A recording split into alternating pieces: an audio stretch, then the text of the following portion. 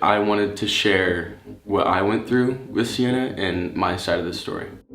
I'm not making an apology video. This is more of a statement. It has gotten to a point where my name is being dragged in the mud, and I am going to stand up for myself and tell the truth. I don't know if she'll ever be sorry. I don't know if she'll ever learn from what she did or she'll ever admit to what she did. With how blown out of proportion this has all got, it's now to the point where I just can't even deal with this stuff anymore. I just don't want her to do this to other people.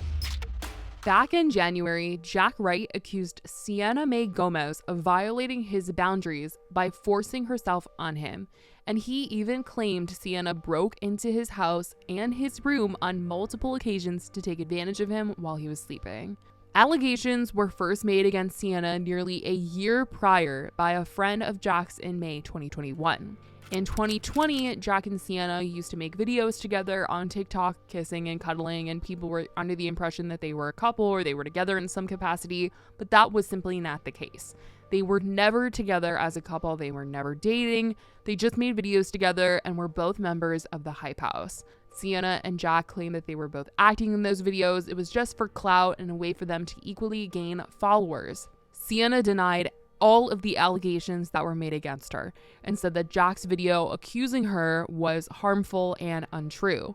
She tried to say that she was led on by Jack and that she was in love with him, and it seemed in the end that he only wanted to be around her to film videos for their followers, and once she realized that, she distanced herself from him. It was later, after she distanced herself from him, that his friends came out and accused her, and nearly a year later was when Jack came out to accuse Sienna himself. It took her a little while to come out and address the situation. In 2021, when Sienna was first accused, she did make 2 videos responding to his friends and the allegations that were made against her. That's where she first denied everything. And once Jack made his video this year in January, she made a blog post addressing what he had said. It was a very long blog post. It took her a little while after that to come out and address the situation further in a BFFs podcast episode. She brought on a video forensic expert and her lawyer to come and talk about everything that she was personally going through and everything that had to do with her and Jack's relationship and the accusations that were made against her, where she once again denied everything that happened. Well, guest Sienna Mae, second time on BFFs. Obviously, this one A little different. not as great circumstances as the first time we had you on.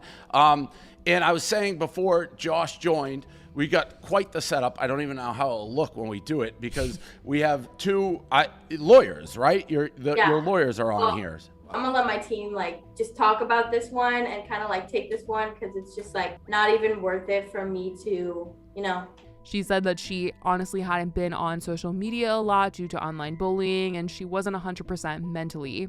She lost millions of followers following the accusations and has stayed pretty offline for the most part, except for her blog. She has a blog called SiennaMaeGomez.com. Since her appearance on BFFs, she's been consistently posting on there with posts such as my spring cleaning, my resources for Ukrainian aid, my approach to dealing with online bullies, my 5 favorite women-owned brands, my favorite ways creators are using their platforms for good, my Muse magazine feature, my unofficial Met Gala awards, my favorite poet's advice on love and loss, my 3 takeaways from the Kardashians. She opened up on her blog about dealing with the hate that she has gotten, saying, I want to be very clear about something, which is that I don't believe in cancel culture. When we cancel an individual, we take away their potential to learn, grow, and become an ally. I think the key to unlocking cancel culture while still maintaining a safe environment for everyone is to never expect the person who is hurt by the comment or action to do the educating. I am not going to engage with my cyberbullies, but I do ask that if you support me or anyone else who has been victimized online, that you don't make yourself part of the problem by spreading more hate in response.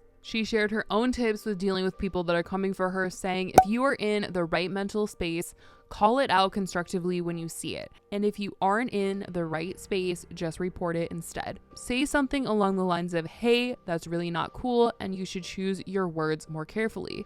this is wrong because X, Y, and or Z. If you're not being heard, report that person and call others to do the same. This will help to make social media platforms a safer place while allowing people, especially young teens, the opportunity to do better, learn, grow, and foster a spirit of community online. Have compassion. I constantly remind myself that many people bully others because of their own life situations, that they often project their own sadness and hatred of themselves or their lives onto others because it's an easy thing to do. Anytime I read a hate comment, I try to think of the person behind the comment and what is happening in his or her life to cause such pain. It gives me perspective and most of all, gratitude for all the love and goodness I have in my own life. She later in another post addressed her social media break. When talking about spring cleaning, she said, "As of you may know, I've been taking a break from social media. This break has been very intentional, thoughtful, and healthy for me. When you make a living being online, it can be scary to step away to take care of yourself, but it's essential. I am grateful for the communities of people who support me and cheer for me online, and I am eventually going to be excited to come back and create for them. In the meantime, though, taking a break has given life to new habits and perspectives that I am looking forward to carrying with me into spring." So Sienna isn't quitting the internet for good. Although a ton of people have stopped following her, and there's a ton of people on the internet that don't like her, don't want her to come back, want her to see repercussions of her actions, want her to go to jail. There's a ton of things that people say about Sienna, but she is clearly not letting that hold her back, and she is saying that she is going to eventually return to the internet. And she is still getting opportunities. She said that she was in Muse magazine. She posted an entire blog post about the fact that she was featured on the cover. When I decided to kind of look up what was going on with Sienna Mae, because I was hearing some very dark things that were going on in her life. And when I was kind of looking into this and I was seeing that she was pretty active on her blog, I kind of realized, oh, this is where she's making money. Because if somebody is an online creator, you know, Sienna does not have a job where she's going into the office. She was on TikTok. She was doing brand deals. She was on Instagram. She was on YouTube. And for her to not do any of that, I was kind of wondering, like, what's going on? But obviously she's kept up with her blog. So that's kind of how she's been able to make some sort of a earning, which she's even talked about in her blog, how scary it is to step away from that, from this whole world when this is your career. And on BFFs, she mentioned a ton, and her lawyer as well, how damaging this has all been to her career because she does make money online, and obviously her having to hide away or her comment section and all that stuff. People don't want to work with her anymore. There is a lot that has come from the accusations that have been made against her. Now, on her blog, she did want to detail some of her love life. She wanted to give advice to people based off of her own experiences. She said, "When we fall in love, there's always the possibility of getting hurt. It's kind of in the term itself, falling in love. There's a chance that the person we're falling for will catch us over and over again, and we'll just keep falling that way forever. Like my parents, who've been together for almost 25 years. There's another chance, though, that you'll fall and that person won't catch you. It will hurt.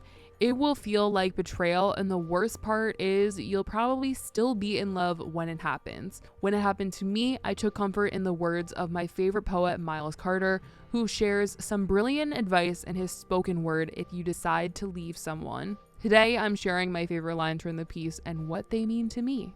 Now, even though Sienna has kept people pretty up to date on what's going on in her life and her feelings and her emotions on her blog, some people haven't been super aware of that. And there was this trend that was recently going around TikTok claiming that she was no longer alive. And that's honestly the whole reason I was making this video, because people thought that she was so inactive on social media that she's not alive anymore. And when I heard about that, I was like, wait a minute, what? So I had to look into it, and she is very much alive. She is very much posting on her blog. A lot of TikTok users were trying to make this a trend spreading around this news. Most of the videos have hundreds of thousands of views, and people in the comments are pretty confused about what's going on. But like I said, that is not the case. She's very much alive, writing blog posts, just staying away from Instagram, TikTok, YouTube, and platforms like that. So just wanted to share that information with everybody so that everybody is on the same page that that is not something that is real, but this is pretty much what's been going on with Sienna Mae Gomez, and this is what happened and how everything is unfolding after the accusations. I definitely want to know if you guys have seen those TikToks. This is, you know, the information if you guys have, but let me know what you guys think about this, everything else, her blog posts in the comments down below. Love you guys so much, and I will talk to you guys in the next video. Bye, guys.